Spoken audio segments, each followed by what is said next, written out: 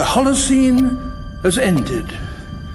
What we do now and in the next few years will profoundly affect the next few thousand years. The only conditions modern humans have ever known so far are changing, and changing fast.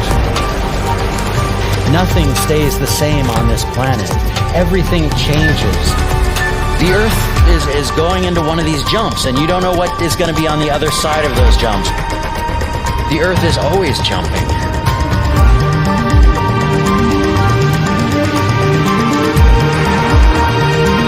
Things move on this planet. Things are not still. Everything is turning.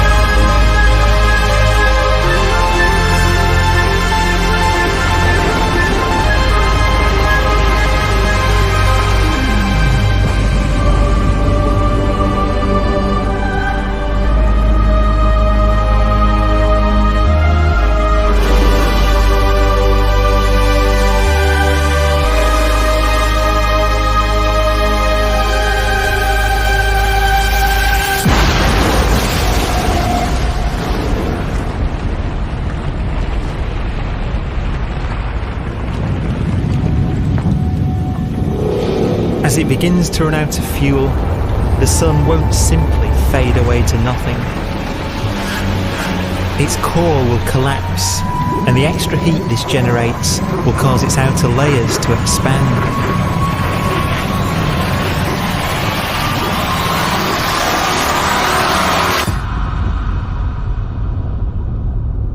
The sun is now dead.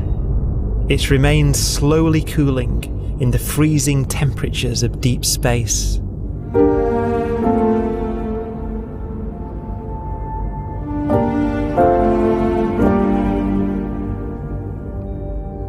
The fate of the sun is the same as for all stars. One day they must all eventually die, and the cosmos will be plunged into eternal night. All stars eventually will run out of fuel. The temperature of the universe drops. The stars, one by one, in the night sky, will turn off. And there'll be no more new stars created. And so that the universe will end not with a bang, but with a whimper. And not in fire, but in ice.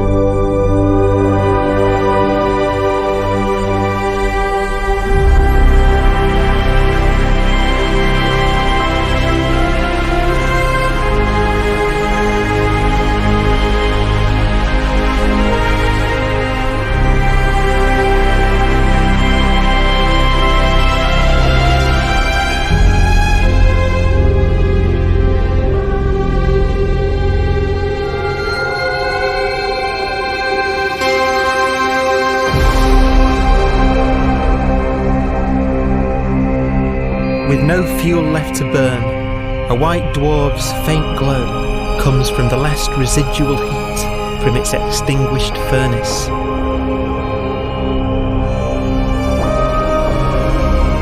Looking at it from where the Earth is now, it would only generate the same amount of light as the full moon on a clear night.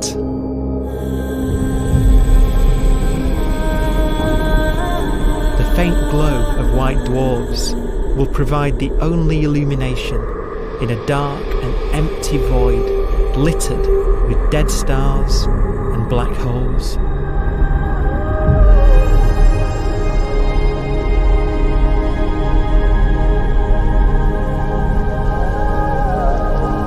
some ways, it's kind of a ghost universe. It's the corpses, the zombie stars, that will take us into the future.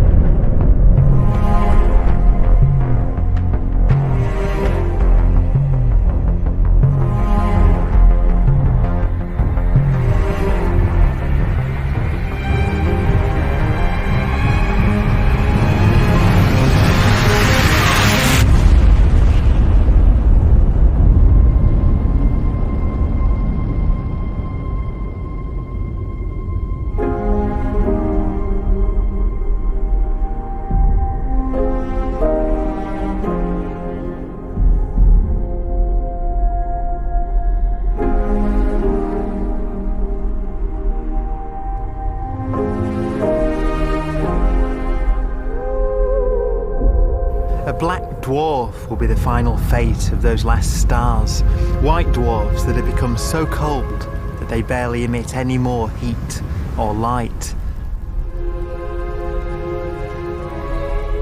Black dwarfs are dark, dense, decaying balls of degenerate matter, little more than the ashes of stars. Their constituent atoms are so severely crushed that black dwarfs are 1,000,000 times denser than our Sun.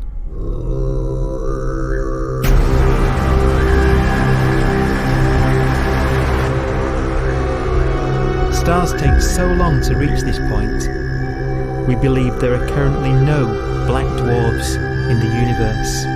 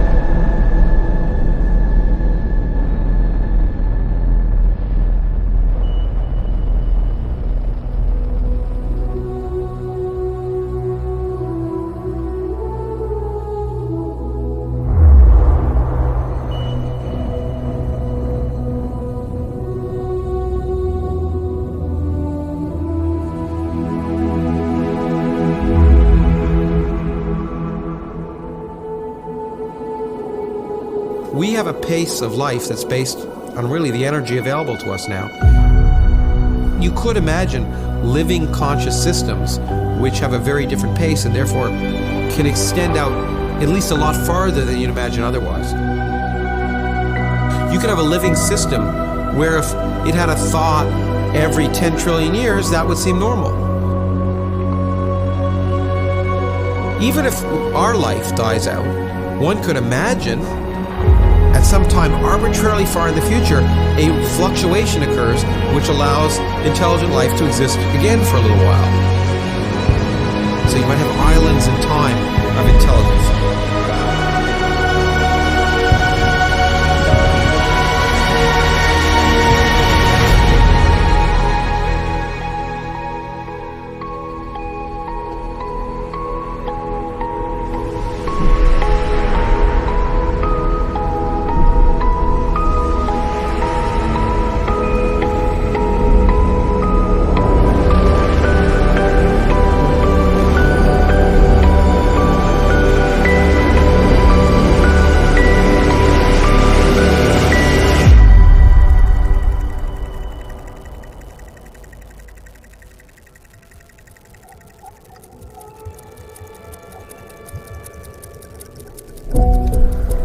Proton, one of the fundamental building blocks of atomic matter, what makes us up, can just spontaneously fall apart. Any material that evades the pull of a black hole eventually dies away as its protons disintegrate.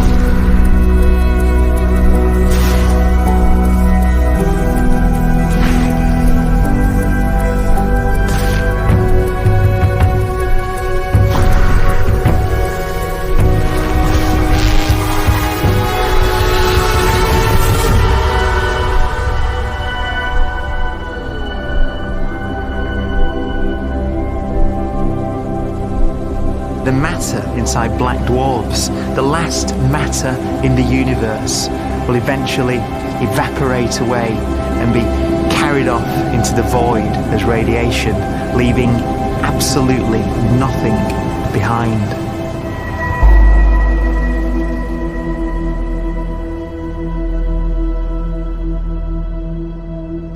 With the black dwarfs gone, there won't be a single atom of matter left. All that will remain of our once rich cosmos will be particles of light and black holes.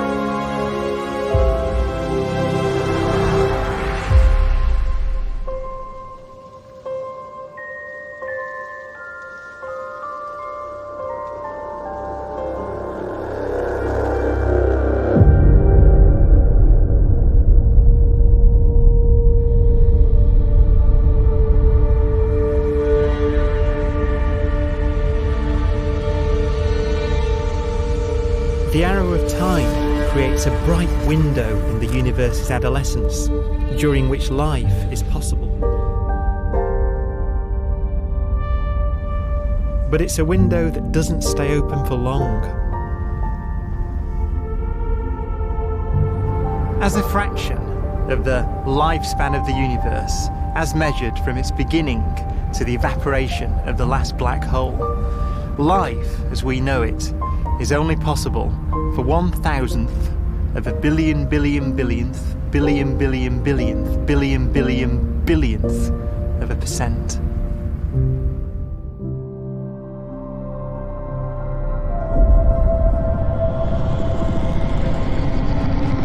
Black holes become the fundamental building block of the universe.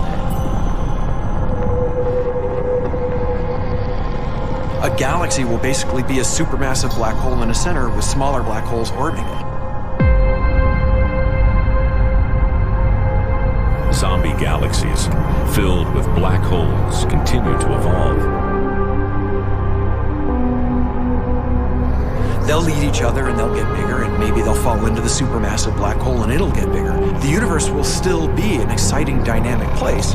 It's just that the timescales we're talking about are now trillions of years instead of thousands or millions of years.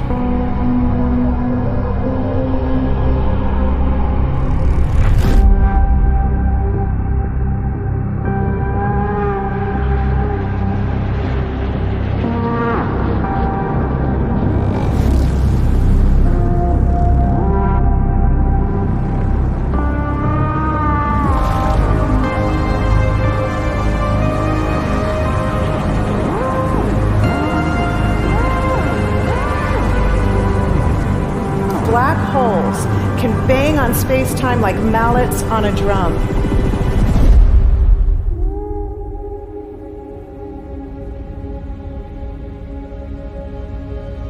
And they have a very characteristic song.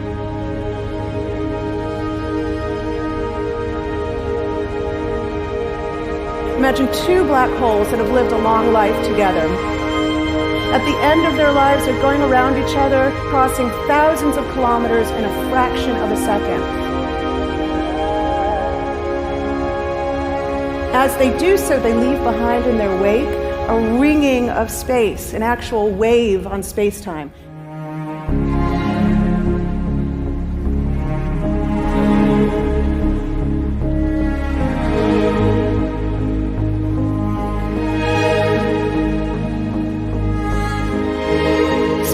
squeezes and stretches as it emanates out from these black holes banging on the universe.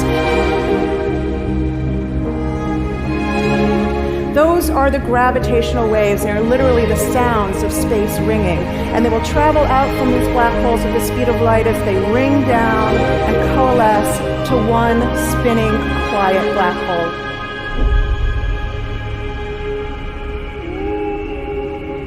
If you were standing near enough, your ear would resonate with the squeezing and stretching of space. You would literally hear the sound.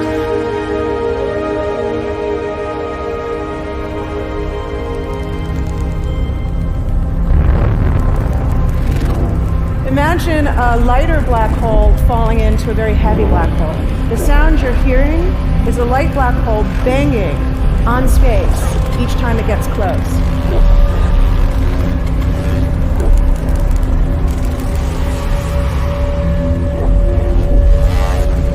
As it falls in, it gets faster and it gets louder.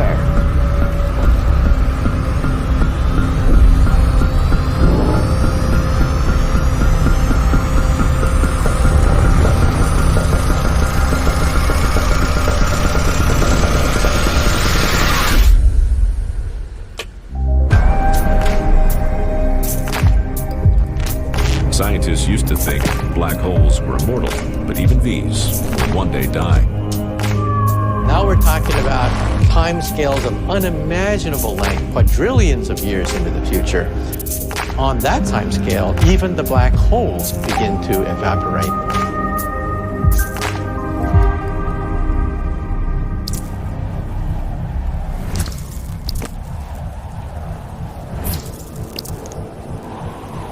According to quantum mechanics, space is filled with virtual particles, antiparticles, that are constantly materializing in pairs, separating, coming together again, and annihilating each other.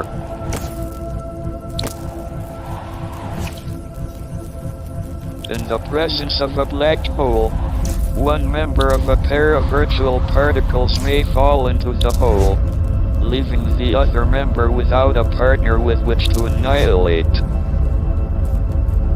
The forsaken particle appears to be radiation emitted by the black hole. And so, black holes are not eternal. They evaporate away at an increasing rate until they vanish in a gigantic explosion.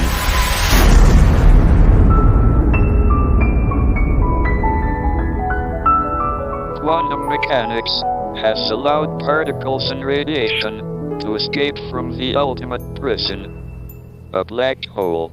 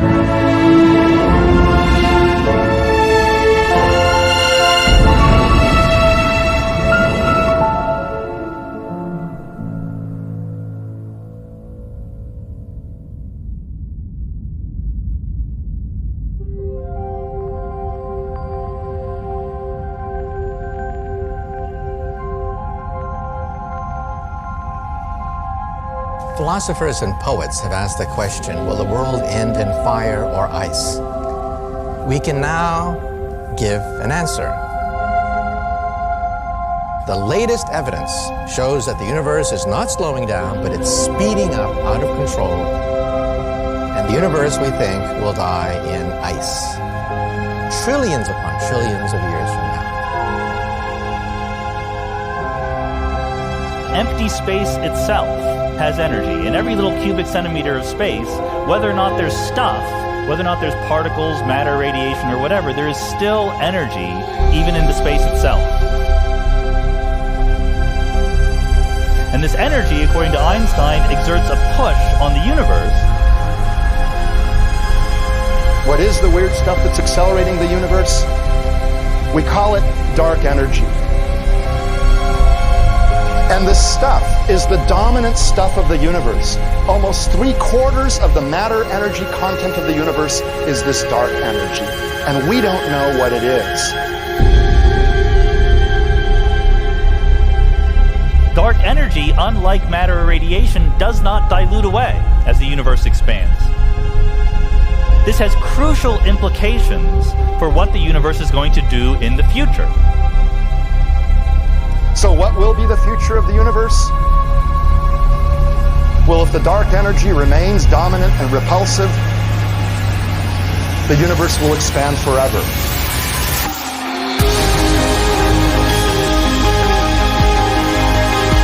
Faster and faster and faster with time.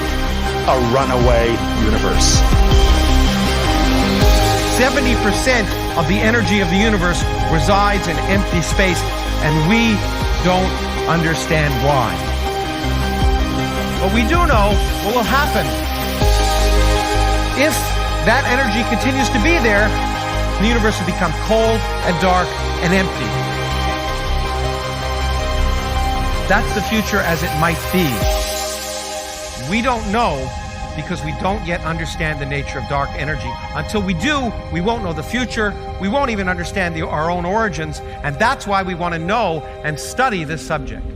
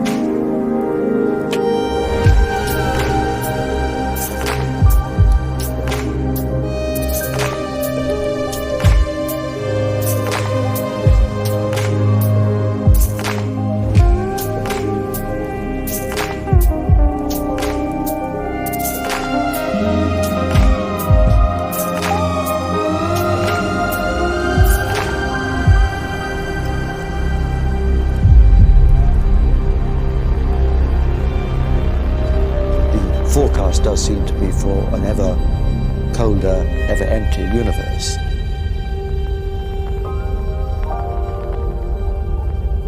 But then, of course, we have to ask, could that end lead to a new beginning? And there are ideas whereby what actually is the end of our universe could in some sense be linked to the beginning of a new one.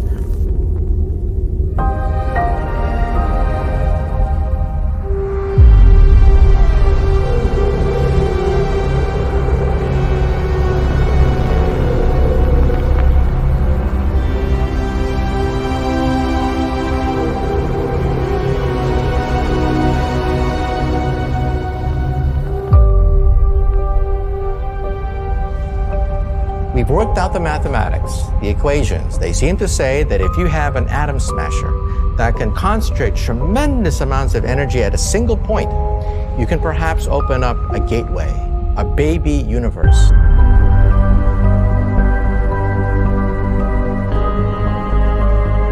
Facing the death of everything there is, this perhaps is their only possibility of escape.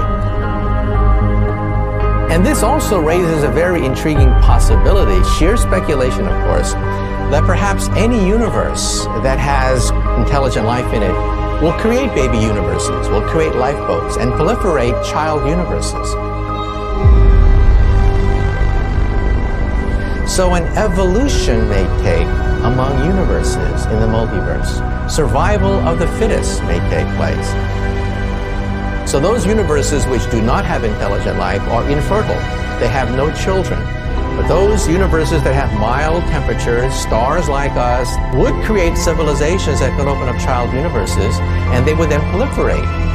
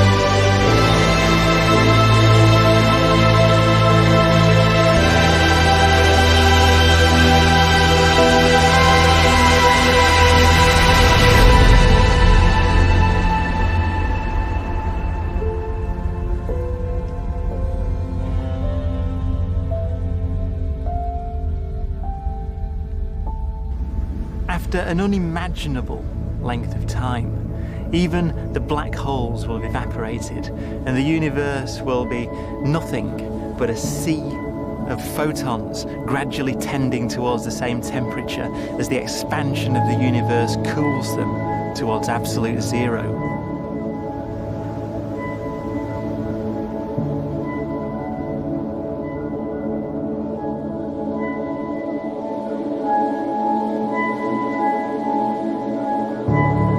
Once the very last remnants of the very last stars have finally decayed away to nothing, and everything reaches the same temperature, the story of the universe finally comes to an end. For the first time in its life, the universe will be permanent and unchanging. Entropy finally stops increasing because the cosmos cannot get any more disordered. Nothing happens, and it keeps not happening forever.